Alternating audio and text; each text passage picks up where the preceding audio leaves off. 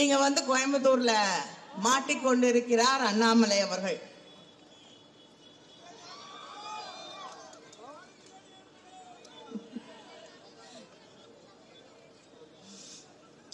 வேண்டாம் வேண்டாம், அது பொய்யா சொல்லி அது சாப்பிட்டு நமக்கு ஒண்ணும் நல்லது.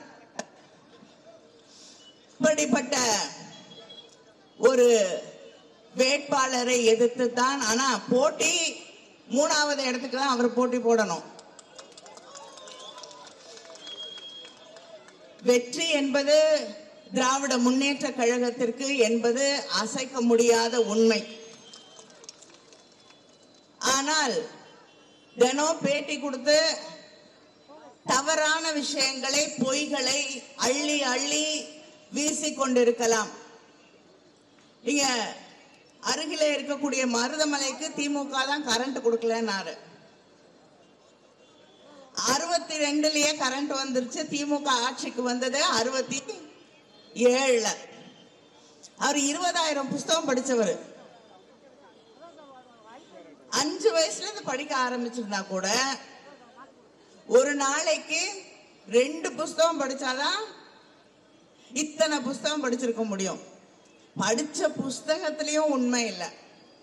இதுல வேற பெருமையா சொன்னாரு, நான் கோட்டால வரல, நான் கோட்டால வரல. என் கோட்டால வந்தவங்க எல்லாம் வந்து உங்களை விட கம்மியா இருக்காங்களா? உங்களை விட சிறப்பாக செயல்படக்கூடியவர்கள், அறிவு இருக்கக்கூடியவர்கள், புத்திசாலித்தனம், நல்ல மனது இருக்கக்கூடியவர்கள் கோட்டால வந்திருக்காங்க. ஆனா நான் கோட்டால வரல, கோட்டால வரலன்னா நம்ம தம்பிங்க சகோதரிகள்லாம் சும்மா இருக்க மாட்டாங்க, தேடி எடுத்துட்டாங்க. கோட்டால தான் வந்திருக்கீங்க. தலைவர் கலைஞர் அவர்கள் உங்களுக்கு தந்த கோட்டாவில் தான் நீங்க வந்திருக்கீங்க. உண்மையை ஒத்துக்க கத்துக்கணும். ஒவ்வொரு நாளும் போய் சொன்னா நமக்கே குழப்பிடும்.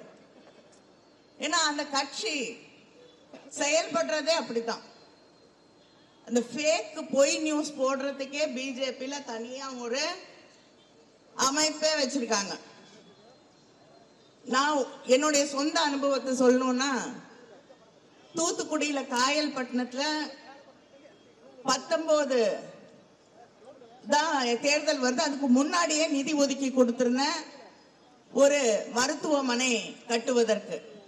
நிதி ஒதுக்கப்பட்டு அடிக்கல் நாட்டப்பட்டு அந்த கட்டடமும் கட்டி முடிச்சு மக்களுடைய பயன்பாட்டிற்கு தரப்பட்டு விட்டது.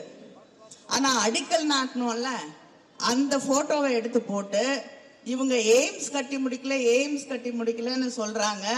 ஒரு சின்ன ஹாஸ்பிட்டல்லையே 19 அடிக்கல் நாட்டதை கட்டி முடிக்கலன்னு. எனக்கு ஒரே சந்தேகம், நம்ம தானே போய் திறந்து வச்சு டாக்டர் இருந்தாங்க, அதுக்கப்புறமும் ஒரு தடவை போய் பார்த்துருக்கோமே அப்படின்னு போட்டோஸ் எல்லாம் திருப்பி எடுத்து அப்புறம் போட சொன்னா, இவங்க கட்டி முடித்து மக்கள் பயன்படுத்தி கொண்டிருக்கக்கூடிய ஒரு ஹாஸ்பிட்டல் என்னோட தொகுதியிலேயே அடிக்கல் நாட்டப்பட்ட போட்டோவை எடுத்து பண்ணவே இல்லைன்றாங்க.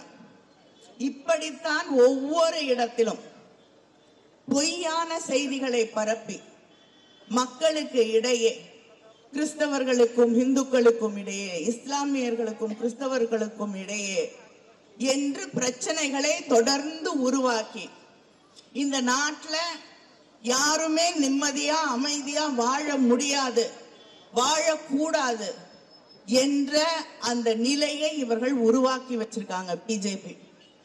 நான் ஒன்னே ஒண்ணு தமிழ்நாட்டில் இப்ப நிம்மதியா நாம் வாழ்ந்து கொண்டிருக்கிறோம். உங்களுடைய ஆசை கனவு என்ன? உங்களுடைய பிள்ளைகள் நல்லா படிக்கணும், நல்ல வேலை கிடைக்கணும், வசதியாக மரியாதையாக வாழ வேண்டும். அடிப்படை வசதிகள் நமக்கு வேணும், நல்ல ஹாஸ்பிட்டல் வேணும். அப்படிங்கறதா தமிழ்நாட்டில் இருக்கக்கூடிய ஒவ்வொருத்தருடைய கனவும். ஆனால் மணிப்பூரிலே இருக்கக்கூடிய மக்களுடைய கனவு என்ன?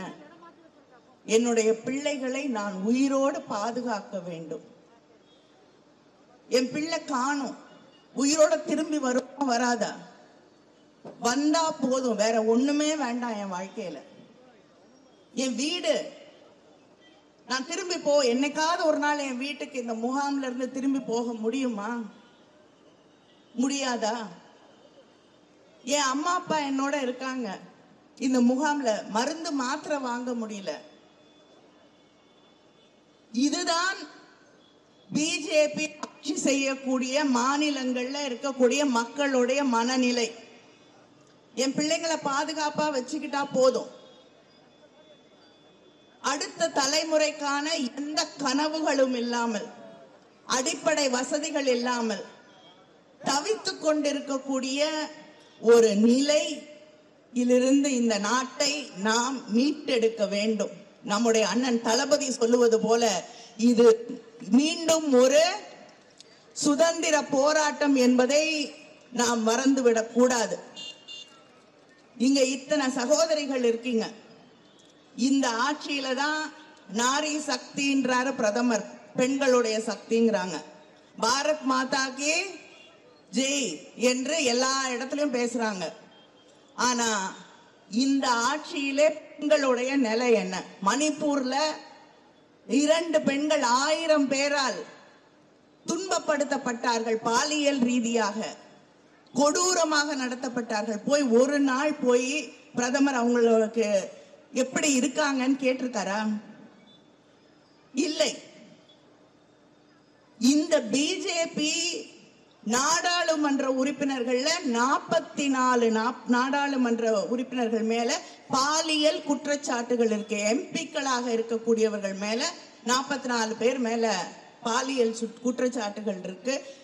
இவங்க ஆட்சிக்கு வந்த பிறகு, பாஜக ஆட்சிக்கு வந்த பிறகு இந்த நாட்டுல பெண்கள் மீதான பாலியல் கொடுமைகள், பெண்கள் மீதான கொடூரங்கள் 2 மடங்கா இருக்கு.